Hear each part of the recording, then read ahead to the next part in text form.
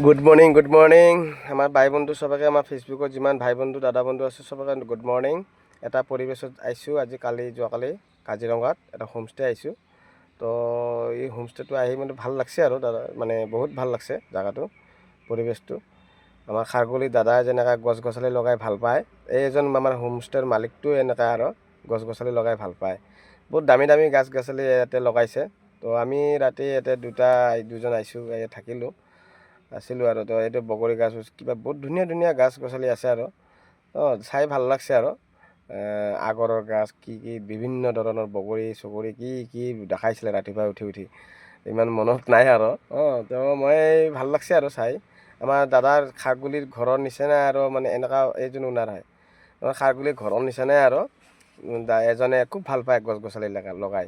তো এজনে লগাইছে আৰু বিভিন্ন ধৰণৰ আছে গছ গছনি, ফল, ড্ৰাই ফ্ৰুট, মানে বহুত ধৰণৰ খেজুৰ কিবা কিবি বহুত আছে আৰু।